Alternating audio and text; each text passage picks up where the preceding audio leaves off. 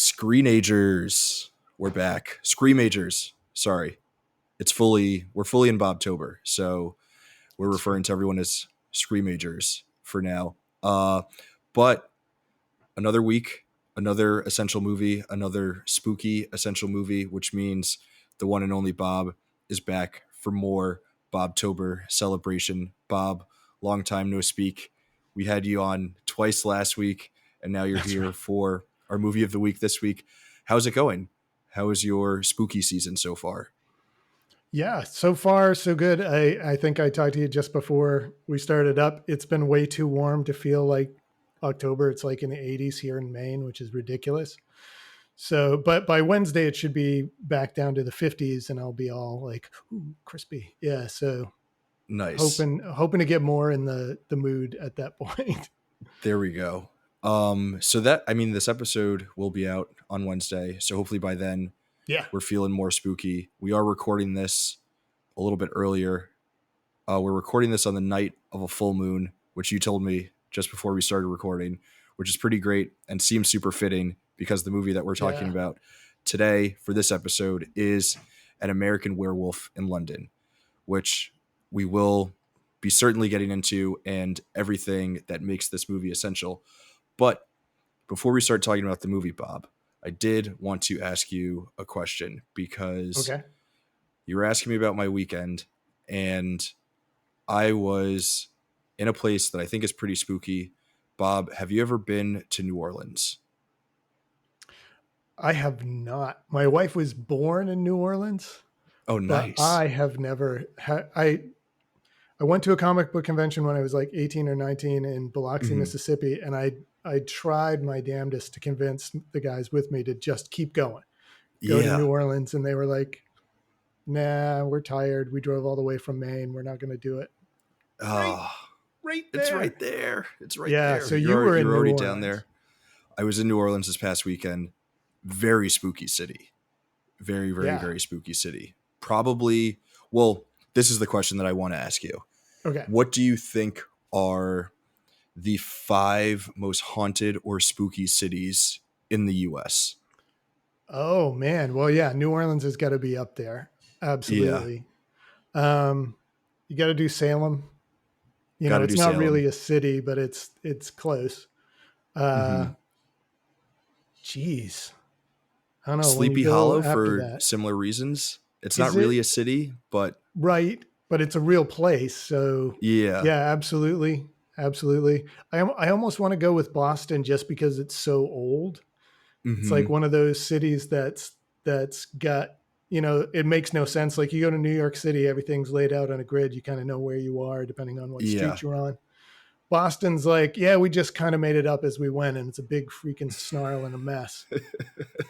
So there's that. But then New York City also has kind Yeah. of a great history of horror related stuff too. I mean, any city that's got not Godzilla, King Kong Hmm. as one of the icons that visited it early in the last century. Yeah, I mean, come on. Yeah. I will say, as spooky as New York City is, and there are definitely a lot of places around town that have lore of being haunted buildings and whatnot. Thankfully, where I live is not one of those places, but there are like old hotels and such that are rumored to be haunted. There aren't a lot of great New York City horror flicks. It's very hard to do like Yeah, really good horror as a genre in New York City. But I feel like New Orleans, obviously, the others, Boston and Salem and Sleepy Hollow, do have good movies that take place yeah. there. See, I like bad horror movies, and there are a lot of Hmm. bad horror movies set in Yeah, New York. like Jason So Goes to New York or whatever oh my that one's god, called. that's one even I can't enjoy. Although I think that's Duke's favorite Friday the 13th movie. That's very funny. I Yeah. haven't seen it, but I feel like I would enjoy it.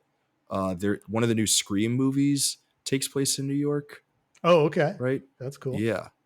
A city that I would throw out there as a good haunted city, Austin, Texas. Seriously.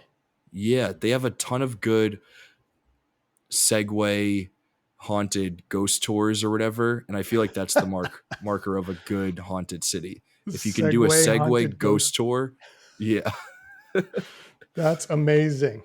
That's amazing. yeah, Weirdly, the Canadian side of Niagara Falls has like a hmm, crap ton of haunted houses.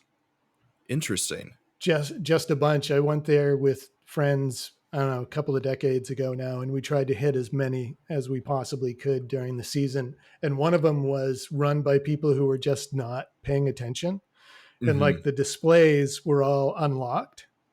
Hmm. So we had a pretty good time like going in and out of the displays and Yeah. scaring people until we scared one of the employees and got kicked out. So. that is that's a great story.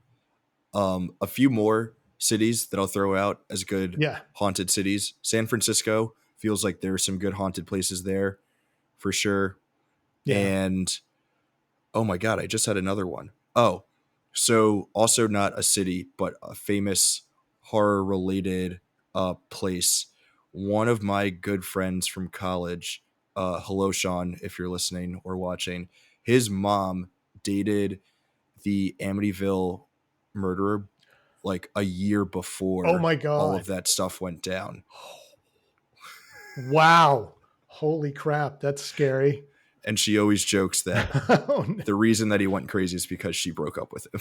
Right. I was going to make that joke and I was like, no, that's in poor taste. But if she makes Yeah. it, If she makes it, then we're good to make it too. and that's all Um, good. Yeah. then it's all good. Do we think DC is a good haunted city, or is The Exorcist really the only good bit of like haunted or spooky related stuff going on in DC? Yeah. No, I mean, it's a terrifying city for lots of reasons, but horror movie wise, yeah, I think that's really the only one I can think of. That's really Um, it. Yeah, yeah, it Philly gets, maybe. A lot of M Night Shyamalan movies take place in yeah, and around Philly, so that's true.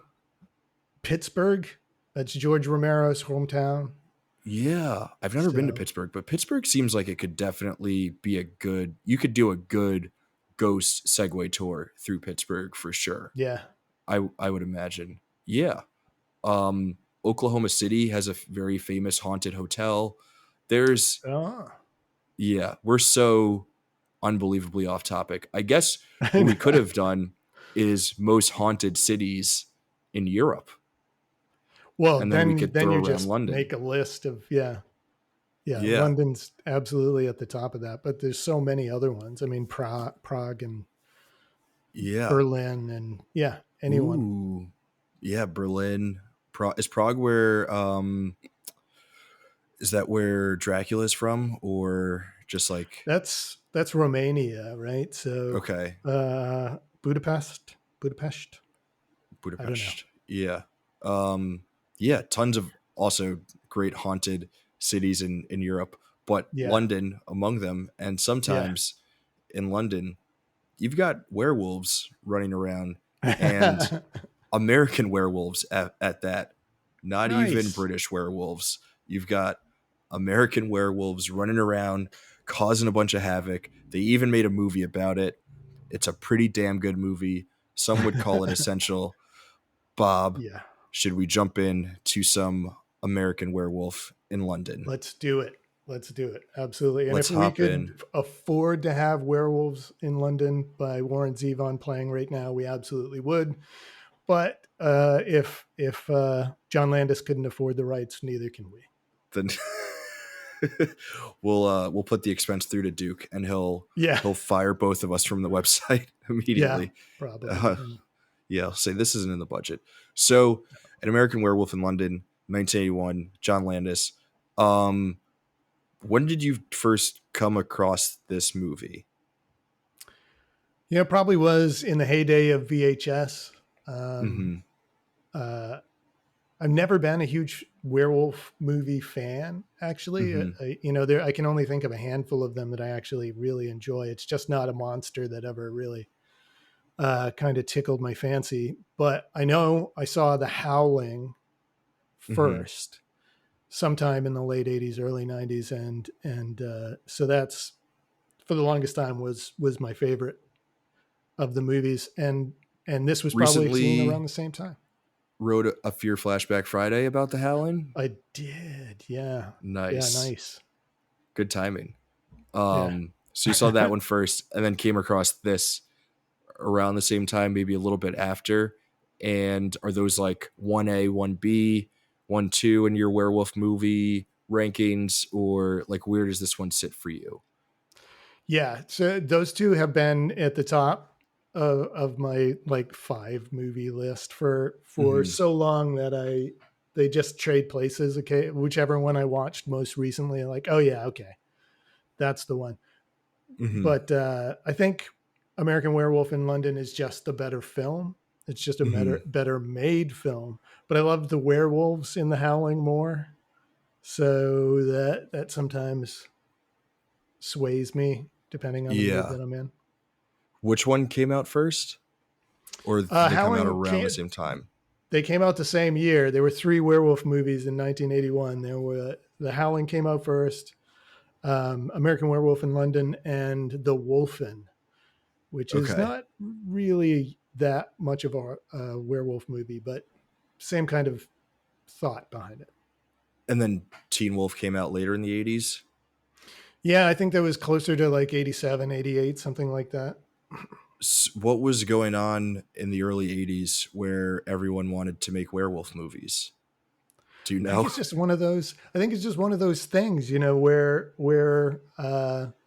like early 90s, everybody wanted to make underwater movies, and we got The Abyss and Deep Star Six and The Leviathan. It's just, you get these things where a bunch of people start doing the same ideas and it all comes out around the same time. So I don't think there was anything specific. Like I don't think there was an anniversary or anything like that. I know uh, Landis had wanted to make American Werewolf in London since he did Schlock, which was his first film. So Mm-hmm. he told Rick Baker, who worked on the effects for this movie and for Schlock, that American Werewolf in London was going to be his next film. And then it was like 7 years later before he could do it, because Schlock was a low budget indie schlock movie, and it took him making like Animal House and Blues Brothers and that sort of stuff to make it so that he could actually get a chance to do this one. Yeah. Do you have anything else about the background of how this movie came together? Or is that basically the story that he wanted to make this for a while and kind of wasn't able to get the script greenlit by any producers in Hollywood until the success of Animal House and Blues Brothers? Or just curious if there's anything else in the background of this movie kind of coming together. I think the only other detail that I can remember is that it was based on, he was like I can't remember if he was like a second unit director or camera person or whatever, but I think he was working in Europe somewhere. Mm-hmm. And on his way home one night, they came across some Romany uh, Mm-hmm. people doing like burying a guy, and they had to do all this stuff to make sure that the guy didn't come back from the grave. And he was like, "I'm going to make a movie about this." And like 2 weeks later, he wrote the screenplay for what would become American Werewolf in London, and then he had to sit Oh, on it wow. for the next decade because this was like '68 or something like that. So Yeah. That's wild. yeah, Um, I didn't realize that he wrote this too, but I was reading the yeah, like Canon article about it, and I can't remember if it was you or Sailor who wrote that a lot of producers didn't want to make this because they thought the script was too funny to be a horror movie and too scary to be a comedy movie. And I think that's one of the hardest things to like grasp with this movie is like, yeah, what is the tone of this? When yeah, am I supposed to be terrified? When am I supposed to be laughing? How much am I supposed to be laughing? Uh, what is the like the moments with like emotional weight? How much am I supposed to be like invested in those moments?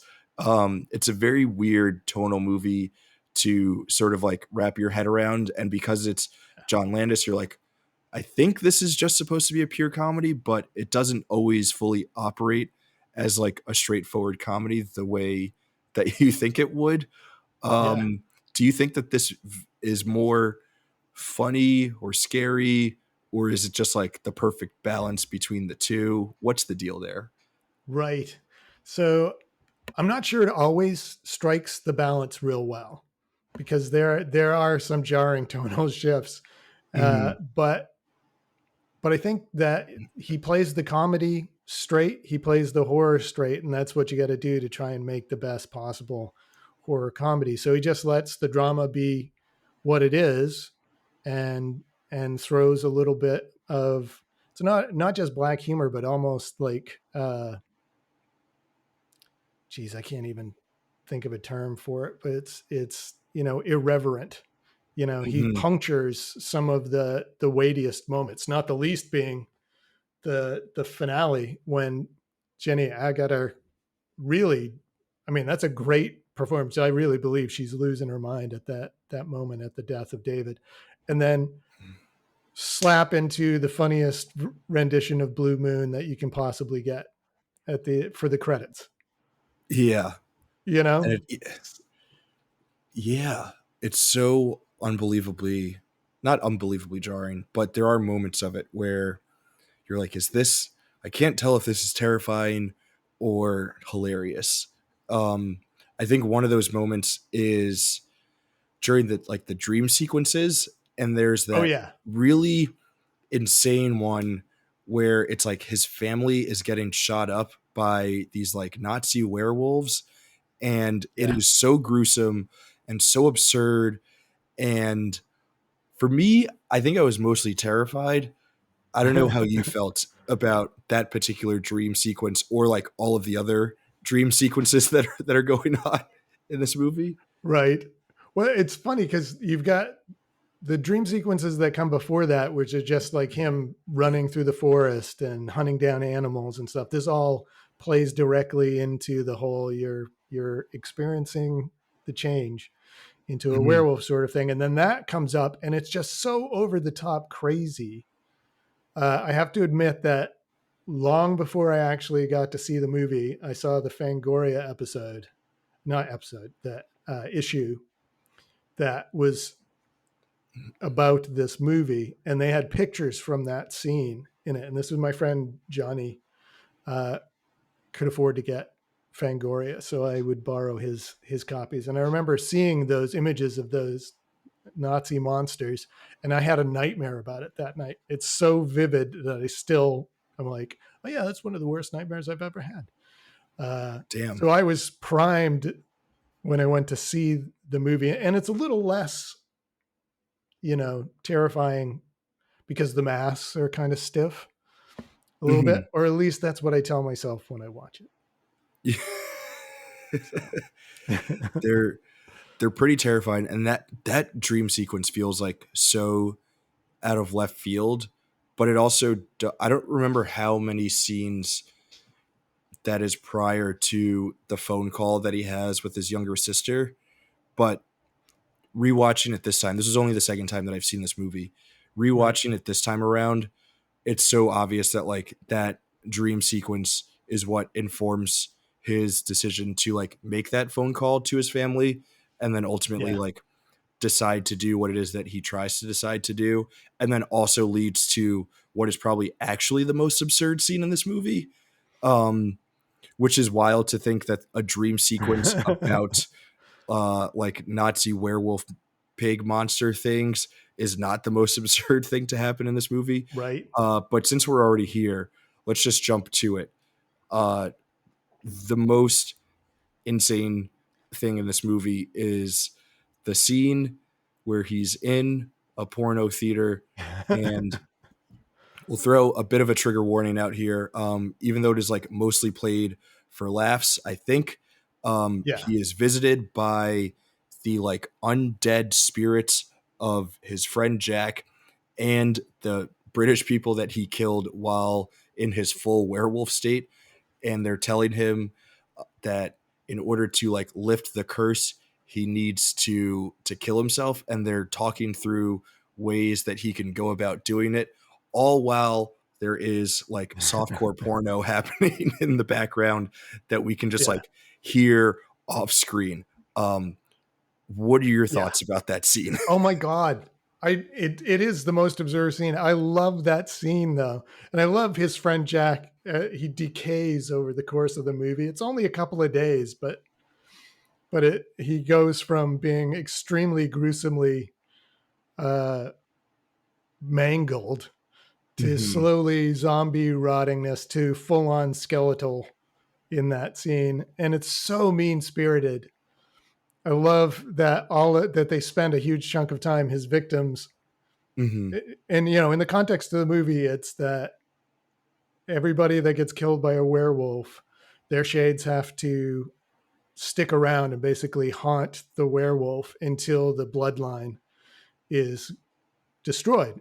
So they're trying to convince him to kill himself so that he stops adding to their number.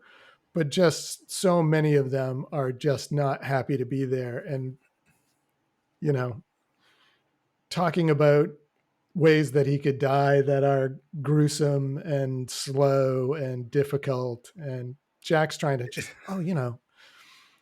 do it It's quickly. And the such others are like, doesn't have to be that quick, really. I mean, it's such a matter of fact conversation, but like the yeah, setting is so absurd, and obviously like the discussion itself is so absurd, and the parties involved are so absurd.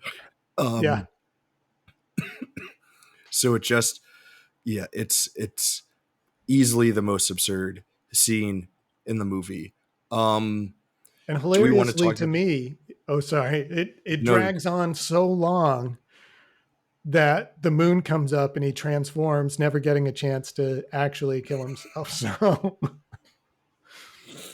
that's on yeah, them. that's That's on those dead people. yeah.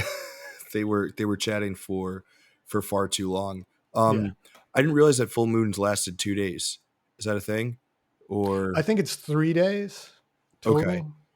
okay, that's So good to I know. think the full moon actually starts at like 11:47 tonight, but looks full to me when I was outside. So So okay, I didn't know that. For some, I thought that within a moon cycle it was just one day of a full moon. But it's good to know nah, that there are 3 potential days that you can encounter a werewolf while you're out and about. Um, right. Also, dropping a werewolf into a major city is like pretty Right? terrifying. Yeah. Yep. But I do want to go back to the beginning of the movie Yeah. because the opening is pretty wild too. Um, the like actual opening of this movie where is that the is that the Van Morrison needle drop? Excuse my No, ignorance for not knowing. that's Bobby Vinton doing Blue Moon Bobby on the Vinton. beginning. Yep. Okay. Yep. So that's the So classic 50s version. Yeah. everyone's probably yelling at me for messing up the needle drops. Everyone listening. Um, There's so the many. so many. Uh, so like that opening where it's just like all these wide shots of like the English countryside Yeah. and with that song playing, but there's no opening credits. It's literally just the song and the like the landscape photography, which to me was like super creepy and super scary because it doesn't set up Yeah. the movie at all. It's just No. like here's the English countryside and here's a song and that's it. No Yeah. like this is like where the movie's going to take place, no like introduction of characters really, and also no opening credits. Um Right. to me that was super eerie. I don't know What's happening? if you felt this the same about the opening specifically of this movie. Uh, Not this time around. Maybe the first time I watched it, I don't remember. This time around, I'm just like, did this go on this long before? I don't remember it going this. I thought they showed the truck coming out of the moor before this. That was mostly what I was doing that this time around. It is eerie. I mean, I think it's supposed to be the moors, Yeah. the where the werewolf stalks, but I was just a little bit like, let's go. Come on. Let's go. Let's get to it. Yeah. But I feel like then it makes the introduction to them in the back of the truck like that much creepier. Um what do you think about the intro to the characters and to the movie, and then like dropping them in this English countryside and then going to this creepy pub? Like, is the pub supposed to be funny? How funny is their interaction when they're walking to the pub? What did you Right. what did you think of all that? I thought it was a great setup for their friendship. You know, these two guys that are hiking across Europe. One of them would rather be in Rome, trying to make it with the girl that he loves from high school, and the other is wants to experience the whole of Europe, sort of thing. And they did a pretty good job, I thought, fleshing out those two characters with that brief moment. Once they're in the pub, they're in a Hammer horror movie. I mean, it's so much like, you know, any given Dracula or Frankenstein or werewolf film from Mm-hmm. the 60s era of Hammer that I feel like he had to be doing that on purpose. You know, oh, there's the weird symbol on the wall Mm-hmm. and the unfriendly locals and the, you know, everything goes quiet the minute that they open the door. All of that's definitely a nod to classic. I think Jenny Agutter even says when he this is later, but he asks Mm-hmm. her if she's seen the Wolfman movie, and she's like, "Oh, is that the one with Oliver Reed?" And that's the only Hammer werewolf movie is the one she's talking about. So I think that that moment was specifically like, we're filming in England, we can't not give a nod to this. Yeah. Do you think he's referring to the Universal Oh Wolfman yeah, movie? yeah, Yeah, because he specifically says that he gets bitten by Bela Lugosi. Lon Chaney Jr. gets bitten by Bela Lugosi and turns into a werewolf. So yeah, that's funny that they're like that disconnect between the two of them, and like yeah, what their reference point is for werewolves. Does this movie have like a lot to say about werewolves as their and like their meaning and significance in terms of like states of transition in someone's life, or is that kind of just like not really super prevalent in this movie? Like, we don't get any insight as to whether or not he's if this is like a gap year in between like high school and right, college, or like a gap year after college and like law school or something, or is it kind of just right. like Landis was like, I just want to make a werewolf movie because I think that would kind of be fun and rad to do. Yeah, that's a good question because I don't think it really delves too deep into what werewolf myths usually. I mean, I think, you know, I was a teenage werewolf really was like the peak of werewolves are about a transition period. You Hmm. know, it's and changes that you're undergoing and also about the darkness that everybody has inside and whether or not you can control that sort of thing. But I don't think he leans into those themes too Yeah. hard. It's more about, you know, this goofy American going into a situation that he doesn't know and doesn't understand and falling afoul of the those ignorance that ignorance that he has about local customs and having to deal with the fallout.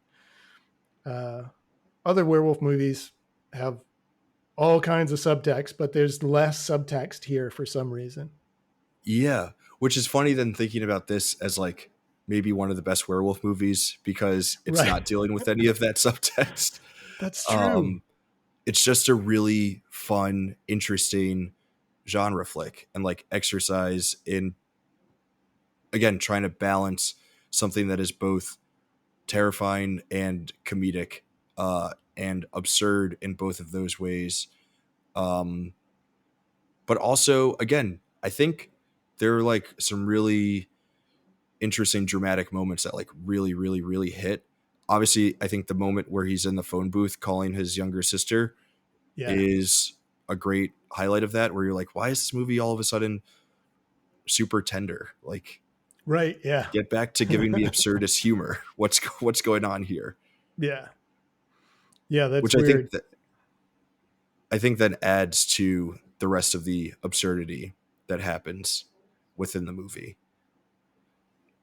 Yeah. Um, You know, So another thing, sort of circling back to the beginning of the movie, I was curious as to what you thought about how that initial attack sequence is shot, because I feel like it's really, really, really terrifying how the camera is kind of like acting as the werewolf, like circling and lurking Right. them. Yeah, what do you think about how that sequence was shot? Yeah, I thought that was done really well, especially considering they didn't really have a werewolf at that Hmm. point. So keeping it all except for the final attack off screen where they're just kind of lost in the moors. Although watching it this time, I realized they're always walking away from the road. It's probably something I shouldn't be noticing watching the movie, but like Yeah. every time they would do a new scene of them go, all right, now it's in front of us, let's go the other way, and they would do the long shot. I'm like, and they're walking away from the road again. So that was a little distracting this time around, but they do a great job. And I think they do a lot of wide shot, close, Hmm. wide shot, closer, Hmm. uh, so that when David finally trips and falls over, it like releases a lot of tension. Like we're Yeah. expecting something to happen. Oh, it's just the goofy Americans falling, and then Landis hits us with the actual werewolf attack. Was great. Yeah. The way that they build tension through like that cutting is incredible. Um, it's funny that Landis is like a really, really talented director. um, and also like a very funny screenwriter, but all of his movies are very well shot and edited. He obviously gets like great performances and knows how to get great performances out of people. What's the lead's name in this again? Who I feel like is in a lot of stuff. David Naughton. Right. I don't know if he's been in a ton of stuff. Like at the Yeah. time that he was in this, was most well known for like a Dr. Pepper commercial. Yeah. So this was like his first leading role, and he does a good job. I mean, he's a likable character, Hmm. uh, but I don't think he did a ton of stuff after this. I haven't really looked, No. but like I like Griffin Dunn, of course, who plays his best friend there, he ended up doing a movie with Scorsese, I think. So Yeah. He's in After Hours, the yeah, Scorsese yeah. flick from a few years later. I saw he's in a bunch of other stuff. Um, did I see? I think again, I don't know. I can't remember if it was you or Sailor who mentioned this, but the idea at first was sort of like we'll do a Belushi Aykroyd thing with the two of them, and it would be a vehicle for them. Do you think that this movie works better not having them, or do you think we maybe would have like leaned too much into the comedy aspect if it had been the two of them starring in this? Right. Yeah, from what I understand, that was the producers wanted names. Hmm. They're like, okay, if we're gonna do a comedy, you just did Animal House. Let's get Belushi. Let's get Aykroyd. And John Landis decided he was like, no, I just want normal people. I'm going to cast unknowns and this sort of thing. I think you're right. I think there's no way you can't put Belushi in a movie and not have it be a kind of screwball comedy at that point. So Yeah. it'd just be a completely different kind of movie. And would the realistic gore, like, can you imagine John Belushi going through that transformation sequence? No. I heard Yeah, I Naughton guess. said that it took 6 days, and I can't imagine Belushi wearing the makeup for 6 days, right? Yeah. Yeah, Belushi, one of the great comedic actors of all time, but also from what I understand was maybe be a bit of a problem on set. So I'm sure doing 6 days of transformation scene would not have been a pretty thing to see on that production, or if you're a Right. member of that production, if you're part of that crew that's helping put that together. But since you brought it up, the transformation scene, which we spoke about, the Holy most crap. absurd scene in the movie before, but what is probably the best scene in this movie, and again, when we're thinking about most essential movies ever, I think for me, I had first experienced this movie in a like horror film class that I took where we didn't watch Oh the wow. entire movie, but we did watch the transformation sequence just to like explore everything that's going on there in terms of like what it meant for like the technology of horror movies, Right. like the visual effects of horror movies and all that stuff. So let's spend a little time on that. What Yeah. are your thoughts on that transformation sequence? Oh my god, it's still the best werewolf transformation sequence on film. And I know Baker has said he'd love to do another werewolf movie to be able to fuse makeup effects and CGI effects because he think it could be even Mm-hmm. better than the two things separately. But you know, they had to invent so many new things just to get that. Like they invented a new material to get it to stretch, like when the bones stretch in the hand and the Yeah. feet and that sort of thing. Uh, Ugh. he apparently the elasticity they introduced into the material was so great that it kept expanding over time and eventually just dissolved into goo. So none of that material is extant anymore because Yeah. it wasn't meant to last. It would last for a couple of days. Yeah, it looks painful. It looks Mm-hmm. excruciating to go through, and that's what Landis wanted. Was like, if you're changing from one form into another, that's not going to be some polite little hair growth on your face sort of thing. That's going to be brutal, and I want to show that. And I guess Rick Baker tried to talk him into doing it all in a one shot. He wanted to Mm-hmm. do the entire transformation in a one That would have shot. been insane. But and he's like, it's just going to be this amazing thing. And Landis was like, it's going to be an amazing technical thing to see that happen. But if we want to build what this guy is going through, we need to be able to do the close-ups and the wide shots and showing pieces and bits, and so that people never really get comfortable with what they're seeing. And remember, there's a story that Baker tells about, like he did the snout stretching out. It took Mm-hmm. him like a month to get that effect to work right, and they went in and Mm-hmm. they did it, and it's they shot for 10 seconds, and then Landis said, all right, I got it. And Baker was like, wait, what, is that it? He goes, Yeah. yeah, I got it. And so he was kind of like frustrated and upset about all the work they had put in it. And then he went to the premiere of the movie with a few friends who had worked on the movie with him. And they sat in the back and they watched it. And that scene started to happen. Once the snout started to move, people stood up and cheered. And he goes, oh, okay, I get it now. Yeah, this 10 Yeah. seconds is why we did all of that work. That's such a good reminder about like all of the labor and love that goes into even just like the briefest of moments within movies that can Yeah. then have like the longest lasting effects. Like, you know, uh what is it, 40 years later, 40 plus years later, and like still everyone talks about the transformation sequence and how amazing the makeup and effects are in the movie. Didn't the Yeah. Oscars create the best makeup category like just to award Baker for his work on this? Yeah, basically. I think it had been building for a little while, probably because of Yeah. Baker too, because of work on things like the King Kong 1970s King Kong movie and other stuff like that. But yeah, Hmm. he won the first makeup Oscar for this Yeah. movie. So yeah.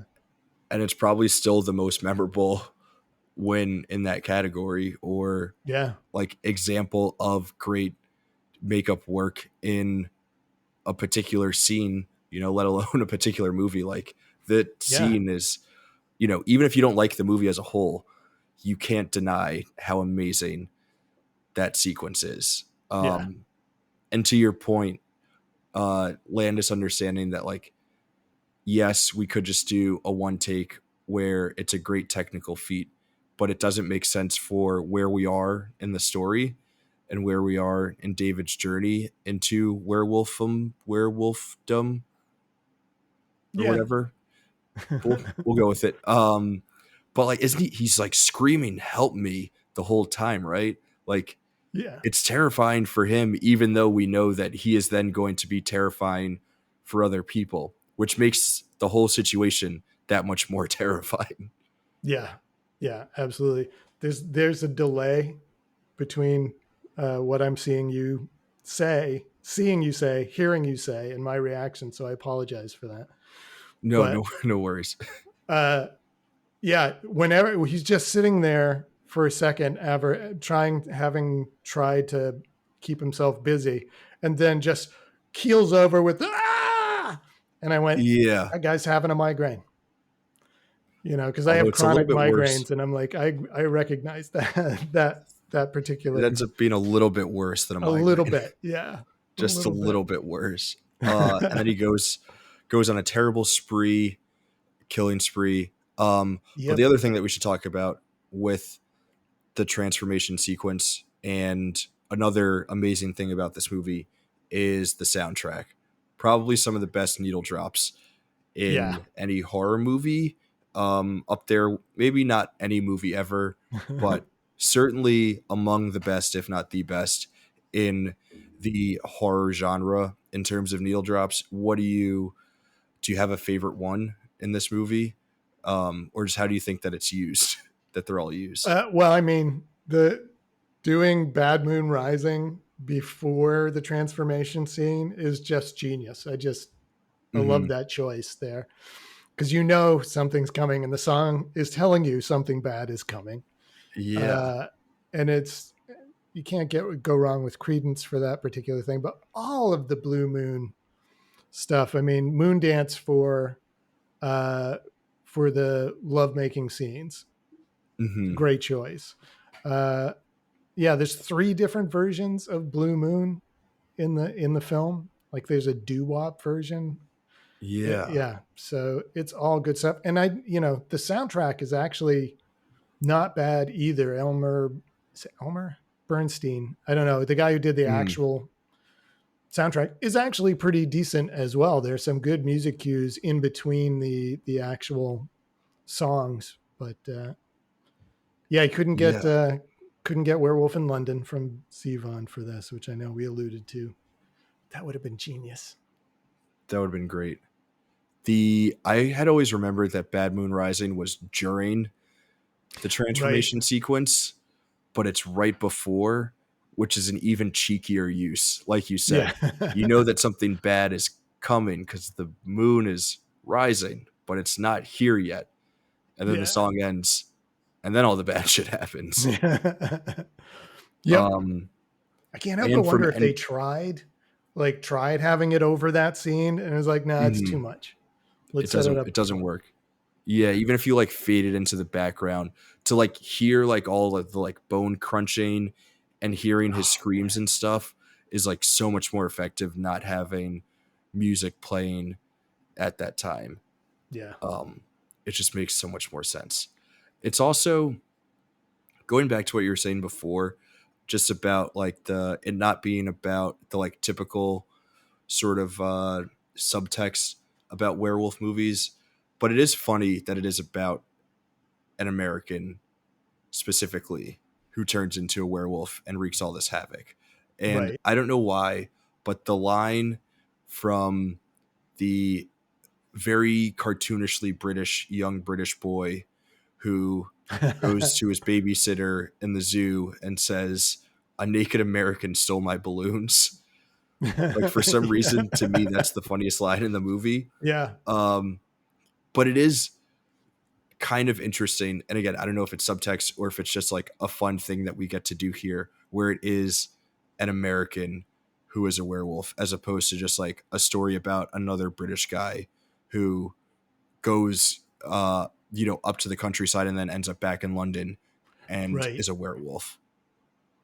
Right. Yeah. And I think, you know what, thinking about it now, because 1981, not too far removed from the Vietnam War, and there were a lot of Hmm. movies coming about around that time about the Vietnam War. It's you could make a case for this being somewhat about, because he's so in denial about Hmm. his nature and what he's done and the consequences of what he's done, you could absolutely argue that that's about America and not dealing with the consequences Yeah, of what we did in Vietnam. So interesting. yeah, so I like I like that reading. There's always, if there's one thing we can do, it's we can always over analyze what it is that that a particular movie might mean. But um, I love that reading, and I think it's a fun one. But we can also, it could also just be that that Landis just thought Americans in London would be fun. Is it American Werewolf in Paris? Is that an actual sequel to this, or what's the deal there? I haven't actually seen it. I know I have seen it. I know Julie Delpy is in it. I know there's some terrible CGI in it. I saw it, and I don't think that there's any direct. And I don't know for sure because I can't remember much other than I didn't really enjoy it. Uh, I think it was just an excuse to do a werewolf film set in Paris. So, That's fair. maybe Um, she's from the same family. I don't know. yeah, that's the little sister on the phone. Right. Yeah, back to this movie. So after the transformation, we get the killing spree night, and then after that, we get him sort of like breaking down to Nurse. Is it Nurse Anne? Is that her name? Alex. Nurse Alex. What did you think of that character? Well, I'm a fan of Jenny Agutter, so Hmm. I like seeing her in movies, and I think she's a very good actress. She doesn't get to do as much in this as she can in other movies, but I mean, like one of the only other movies that I can remember off the top of my head is like Logan's Run, and Hmm. she doesn't have a lot to do in that either. So uh, I do like that character. She does fall for David pretty quick. I think I was listening to the commentary, and David Naughton is like, what happened in this woman's past that she's like, oh, here's this American kid who has no place to stay and thinks he might possibly be a werewolf, and I think I'll take him home and sleep with Yeah, she's like, I've had him. 12 partners, 3 one night stands, Yeah. but I figured you were cool enough, so uh, yeah, maybe just dealing with some shitty British guys. Right. She refers to herself as a working woman. Was the British punk scene popping off in like the 70s? Maybe she was just dealing with a bunch of crappy guys through Yeah. that and figured here's a Well, nice we sweet see American boy. yeah, and we see a bunch of punks on the subway ride from the hospital, right, where he's making faces. Yeah. Yeah. Yeah, Yep. making out right in front of him. Yeah. um yeah, she's a very fun character. Um but so then we get him like confessing to her after that whole spree, and then we get the porno theater sequence. Mm. And the inside joke that Landis has in all of his movies about always referencing "See you next Wednesday," Yeah. the like throwaway line from 2001, Yep. is so I knew you'd funny. like Yeah, as a that. 2001 guy, Yep. I of course was a fan. I think this, in this movie, this is like the most overt reference to it in any of his flicks. I think so. Um, Yeah. yeah, there's a whole made up softcore porno called "See Right. You Next Wednesday." Yeah. Yeah. Yeah. And I guess it's like every time it's referenced in one of his movies, and it's not all of them, but it's a lot of them, he's like throwing in dialogue and scenes from unfinished screenplays that never got done. Oh, really? Yeah. From So, like other screenplays that he's worked on, or yeah. Yeah. that's really funny. So it's just scraps of stuff that will never get worked on that he just throws in. But Yeah. I mean, that the porno where the guy comes in and just yells, I told you never to do this. And neither of the people, like, I have no idea who you are. And he just says, oh, sorry, and And then leaves. walks out. Yeah. Yeah. I mean, that was fantastic. But it is in the middle of David basically fighting for his life with a bunch Yeah. of people at the same time. So I couldn't help but wonder, like when the cop comes in after David's transformed and killed more people in the theater, and the cop Mhm. comes in and they have this. It's a shot of the screen with the porno going, and then the Bobby walks up with his penis shaped helmet into the shot. I'm like, was that on purpose? That That had has to to be on be. purpose, right? Yeah. That's a good joke. I missed that, but that's a really good joke. That's that's so funny. Yeah. Uh that final scene after he transforms in the theater and then goes out and wreaks havoc in like Piccadilly Circus Yeah. is so insane and so chaotic, and the way that it's shot so frantically, it's almost kind of like the end of Goodfellas, where everything has just sort of like gotten so crazy and absurd, Right. and the editing is like so frantic, like mimicking that. Um, it's like again, like John Landis is a very talented director and Yeah. utilizes the tools of cinema to like effectively communicate what it is that's going on in his movie. But yeah, I, I don't know if you were thinking about the frantic editing in the final Right. attack sequence in this Well, one. it's funny because this is where this is not my most favorite werewolf design. I find Mm-hmm. I find that the final wolf transformation to be kind of stumpy. Mm-hmm. And I much prefer, and actually Baker actually was hoping to do a two-legged werewolf. To him, that was how the werewolf designs work. And so the howling werewolf design, I like it better in this. But watching it this time, I was like, damn, this is really cut together good. That thing is terrifying, just snapping at passersby, just Yeah. gore covered in the mouth. It looks great. All of the, the sort of pile-on damage that happens, the cars smashing into each other, people getting blown through the Yeah. front windshields of their car and crushed into windows. Yeah. And yeah, it's fantastic. It's just such a carnival of carnage. I love it. The bus crashing just made me think of a really bad joke, but Morrissey would have really liked being in that last scene because he would have had a double decker bus crash into him. Um, that's a Smiths reference for anyone who's a fan of Oh my the song god. "There Is a Light That Never Goes Out." Such a bad joke. I shouldn't have made it, but No, it's good. People, there will be people.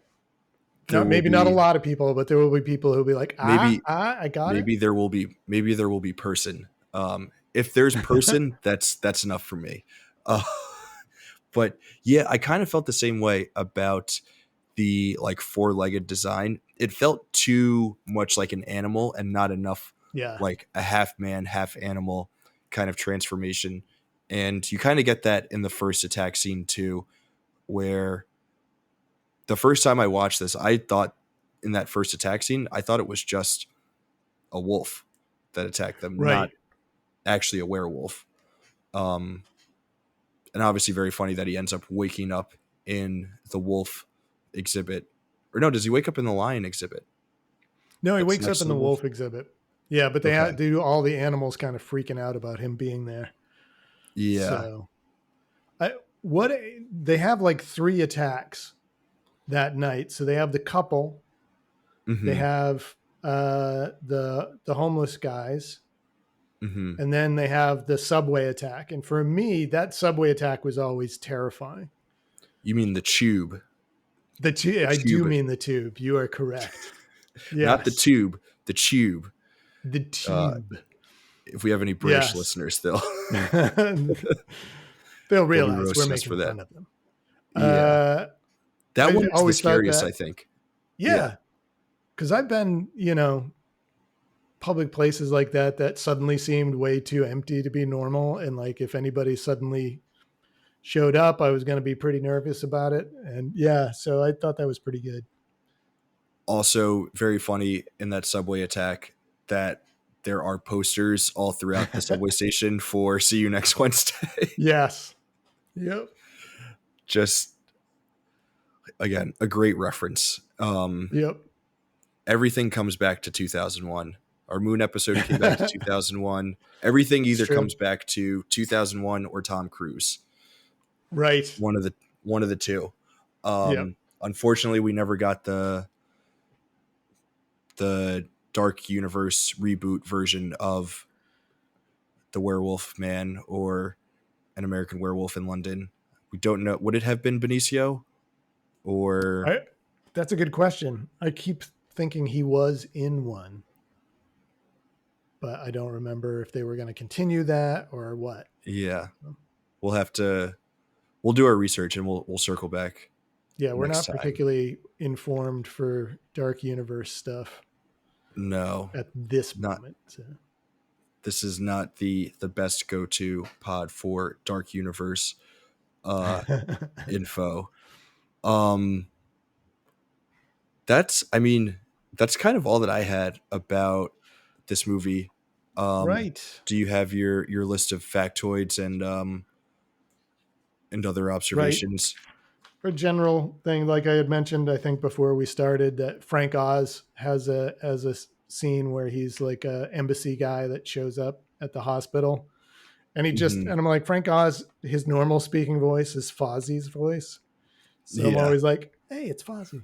And then later on the TV is a shot from the Muppet Show, and there's Miss Piggy's talking. I'm like, oh, there's Frank Oz again. So I thought that was cool. And it's weird to me how many like cartoon sort of moments there are. You have the Muppet Show, but there's also like Mickey Mouse shows up a couple of times. Oh my God. Like, There's that one shot of Mickey Mouse during the transformation sequence that is so creepy.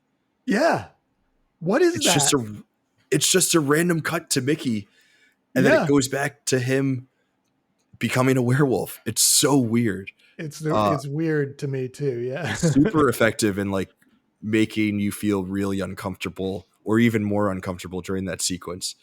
yeah, Were there other shots or moments with Mickey Mouse? yeah. Like that's the second time that he sees Jack when he's a little more rotten. Comes to visit him at the apartment, and Jack sits in the chair and just plays with the Mickey Mouse doll for a minute before setting it aside. I'm like, what's going on with that? So no, there aren't as many like straightforward references. Like the Howling has just a ton of them. This is like, you know, cartoons playing on TV, werewolf movies playing Hmm. on TV, posters and stuff like that. It's not as obvious reference in this, but I do Hmm. wonder like why what is up with Mickey, man? That's creepy. Yeah. So, yeah. I know I had other stupid notes in here. Little things like, when he comes in What's up through with the the little window, kid? right? Yeah, Yeah. it's like maybe it's just a British school kid. That's how they are. But you could The see kid who him always says no. laughing. Oh, Yeah. that kid. That Yeah. kid. Yeah. I don't know. I mean, I know kids go through a no phase, but Yeah. Just another odd inclusion. yep. Like, dude, all right, we get it. So, yep. I got nothing else. All the stuff we've already talked about. I'm I think that's there's a lot to love about this movie. Again, maybe the best werewolf movie, definitely the best werewolf transformation. Um, Best werewolf very movie in the canon for sure. are there any other werewolf movies in the canon? I don't think so, unless somebody snuck Wolfman in. I think it's the only one. Might be the only one. We've hit our werewolf quota. Although I was trying to think, I don't think that you were on this episode because I wanted to recommend for this movie the 30 Rock episode with the song Werewolf Bar Mitzvah, but I already recommended that. And that was Oh, all for, right. I think, and I was trying to think, I was like, there haven't been any other werewolf movies that we've done, but the third Harry Potter movie has a werewolf character. So that was how I tied it in. So I unfortunately don't think I'll be able Yes. to recommend that episode of 30 Rock again. But if you haven't seen it, just do a quick I've YouTube not. search for Werewolf Bar Mitzvah, and it's like All right. it's so silly, but it's so funny, Werewolf Bar um, Mitzvah. and it's like 30 seconds of your time. All right. So, I'll do that Bob, with after. that, I think we can jump in to some recommendations All if right. you are ready to rock and roll. Let's You do know it. the rules: 3 recos. At least one has to be a movie. The other 2 can be any and everything else. The connections to an American Werewolf in London can be as loose or as on the nose. No movies that are in the canon. 3 and only 3. Whenever you're ready, give us your first recommendation. Okay. So it's not going to be a surprise because I just did a review of this movie, but it's my second favorite werewolf movie. So I'm just going to go with Joe Dante's The Howling. Came out the same year, came out earlier. Also a fantastic makeup guy did the effects for that. Rob Bottin, who would go on to do John Carpenter's The Thing the next year. Fantastic special effects guy. It's still my favorite werewolf design. They're upright, walking on 2 legs. They have big floppy ears, huge distended jaws, and it's another horror comedy. There's plenty of black comedy and uh, tongue in cheek stuff going on in that movie, and it's pretty subversive about a lot of things. It's got a screenplay by John Sayles, who of course Nice. has gone on to do a ton of great stuff since then. But early on, he did a lot of genre stuff, and he had done the screenplay for Piranha for Dante earlier. Yeah, it's great werewolf fun. Not movie making to the same tier, but it may have been a budget issue there as well because it's definitely a B movie. Awesome. I have not seen it. Everyone should go read your review, though. I think, Yes. yeah, a little double recommendation. Go watch it and read Bob's review.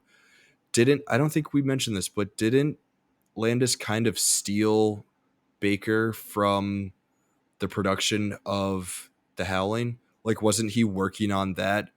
And then Landis was like, hey, I actually finally got the green light to make an American Werewolf in London. Can you not work on that production and come over and work on my movie? Or am I making that up?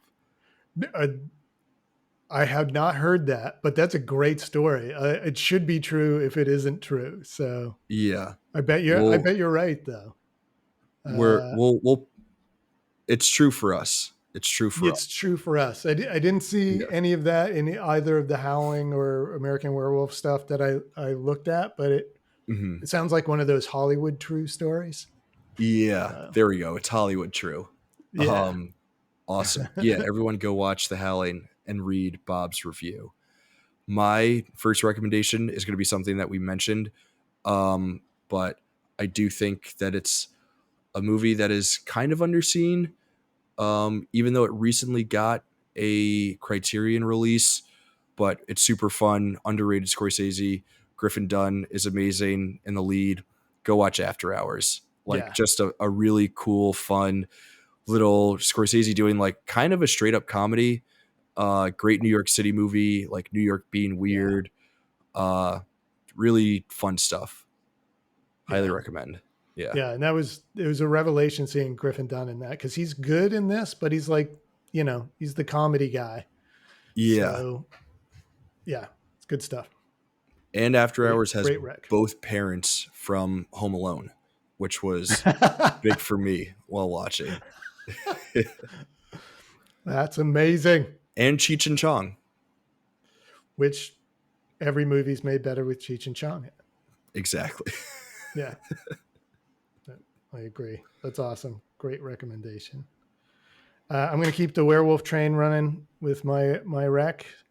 My second recommendation is actually one of my top 5 werewolf films. I know said I don't really like werewolf films and I don't have a lot of them, but one is this 2000 Canadian film by John Fawcett about adolescent teenage girls, one of whom who happens to get bit by a werewolf, and they have to deal with going through adolescence and puberty, and with one of them becoming a werewolf. And it's a kind of a metaphor for struggling through puberty and high school and becoming an adult and all of that good stuff. And it's a fantastic film that I don't think has gotten seen enough. So Ginger What's Snaps. the? So I never said the name of the movie. Yeah. Ginger Snaps is the name of the movie. I was like, this sounds great, but what is it called so I can What's see it it? called? I just stopped. It's like, and you'll have to figure it out yourself from that description. Ginger Snaps. Why do I feel like Yep. I've heard that before? Have you and Ramona talked about this movie in the past? We might have. Actually, Ramona may Okay. have recommended it before. Now that I think about it. Either way, Yeah. sounds fun. So let's stay on Yeah. the werewolf train for Yeah. sure. I love that. Canadian werewolves. Who knew they existed? Awesome. For my Canadians, I second, guess. Yeah. Canadians, yeah. Maybe Duke has heard of them. Yeah. Yeah. A Canadian werewolf in Canada. That's the name. That's the other name for Ginger Snaps.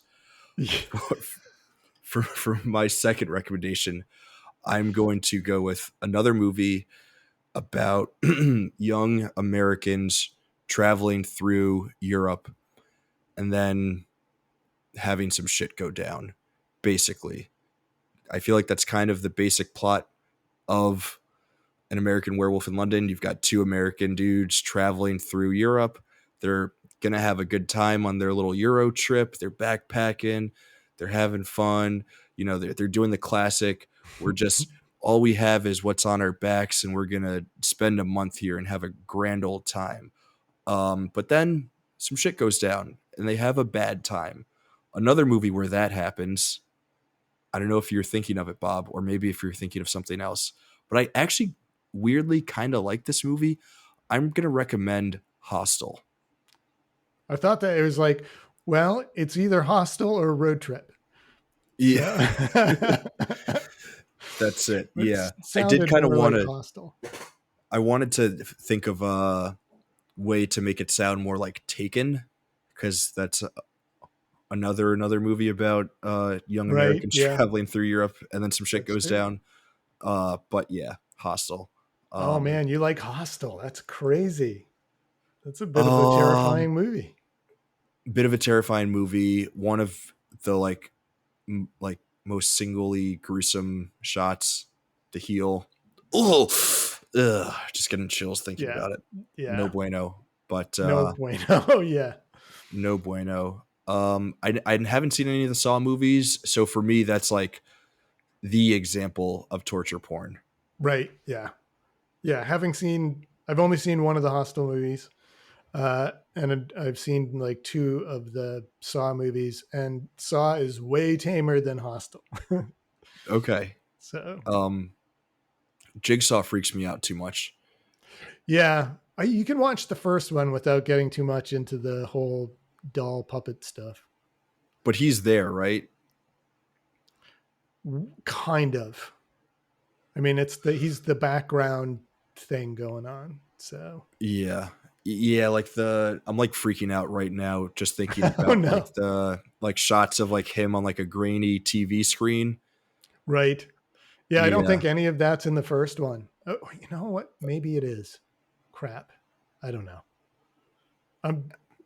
There's no need to see it. Yeah. I'll just watch Hostel instead. Yeah, there you go. Rewatch Hostel. Yeah. No, thank you. No, thank you. I'll What's skip it. your third? All right, so Maybe my something third a one, little bit lighter. I'm moving away from the werewolf theme a bit, and I'm going towards what kind of replaced werewolves for me in my kind of understanding of a property that, or a character that represented the struggle against the dark side of human nature, and what parts of ourselves are parts that we can accept, what parts are the parts that we try and get rid of, that sort of thing. I'm talking about the Incredible Hulk.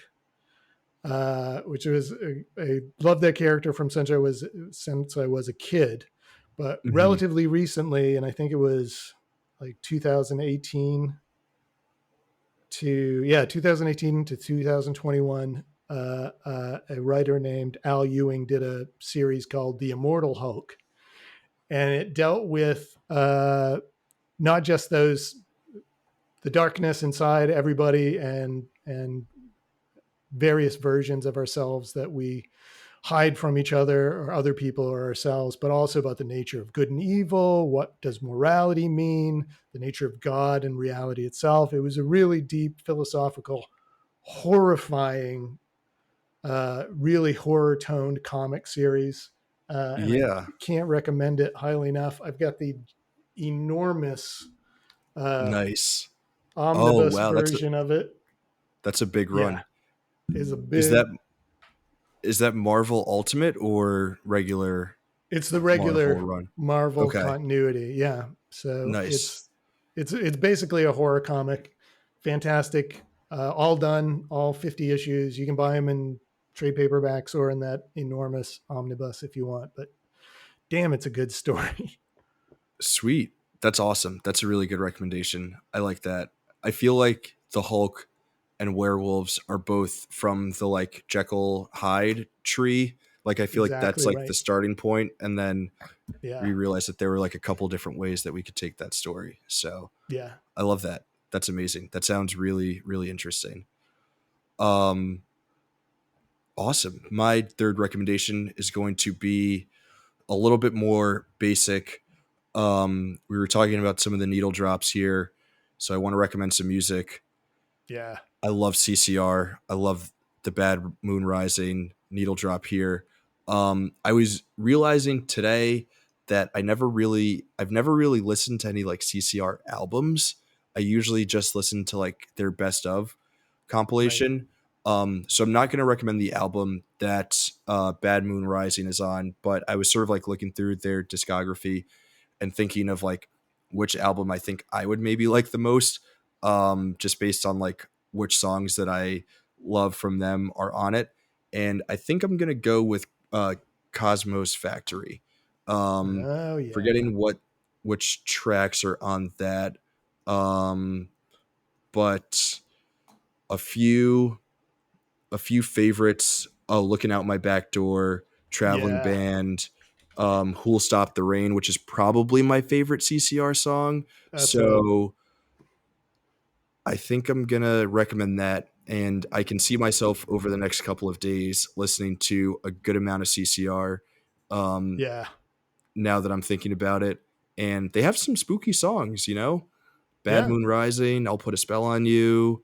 yep, Um, in a weird way, Susie Q is kind of scary. Some of their or spooky. Some of their yep. rain songs are kind of spooky. Run from the Um, jungle, spooky. yeah, Yeah, Fortunate Son is spooky in its own, yeah, kind of way. yep, Um, so yeah, go listen to some CCR. Good spooky season music to yeah. throw on. Absolutely. I randomly, when I was like 11 or 12 years old, I had a band. It was my brother and our neighbor Ben. None of us could Nice, play instruments. We had a Casio keyboard. We had a drum made out of a ice cream bucket and like a 6 string guitar that had 4 strings. And none of nice, us knew how to play the instruments, but we put out like 4 albums, which we recorded over like other people's tapes.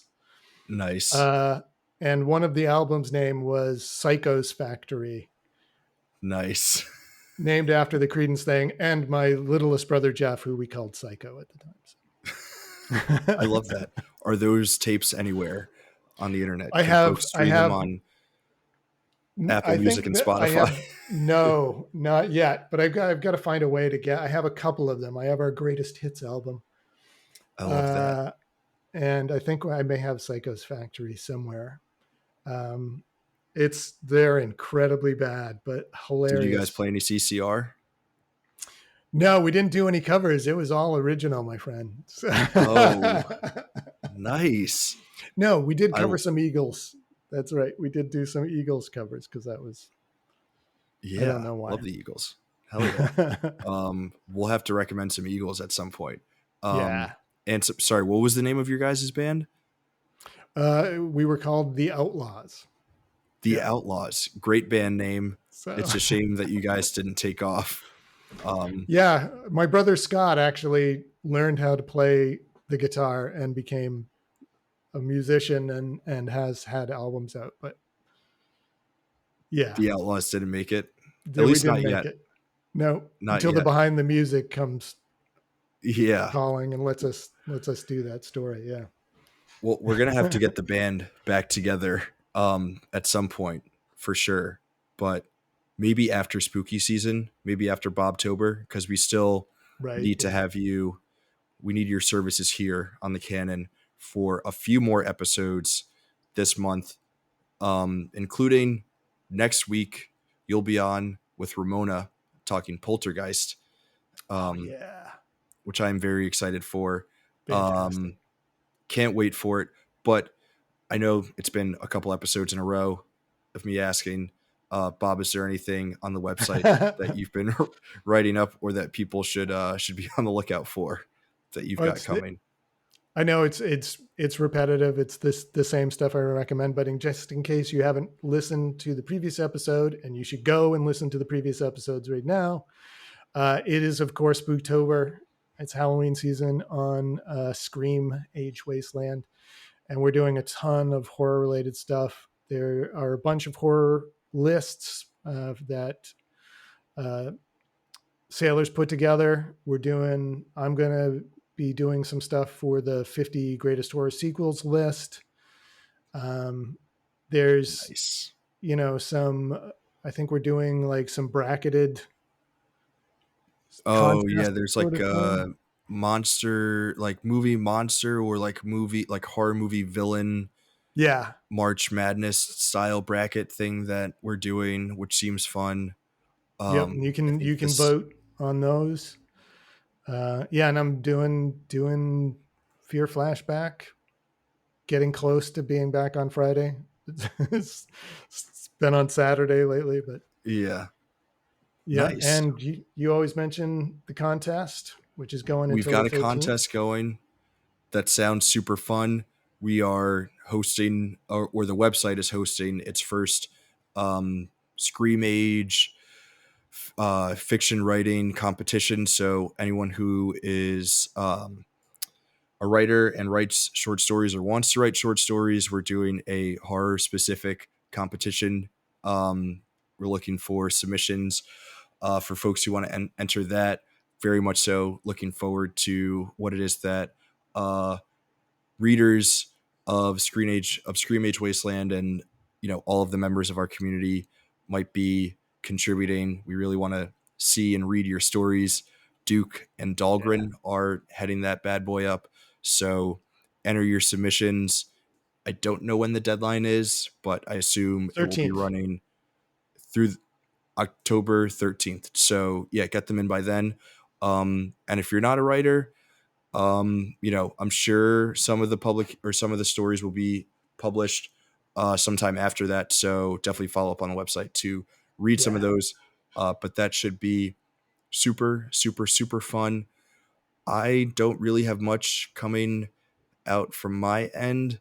Um, Maybe I will try to. I've sort of discontinued the movies to stream series. Was hoping that someone else could pick that up while I was, focusing on the canon and other stuff. But maybe I'll do one. I was thinking today, there's a lot of good horror movies that came out in 2025. So maybe I'll Yeah. do one specific for stuff that came out this year.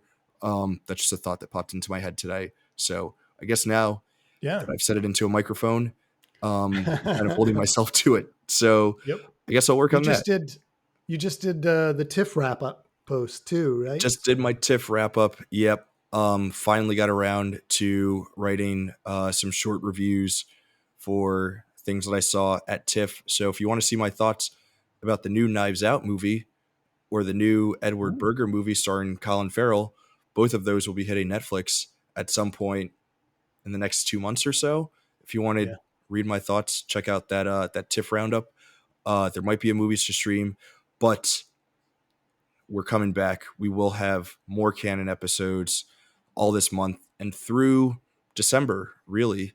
So hopefully we'll be able to stick to the our regular Wednesday cadence, 1 week or one episode per week going forward.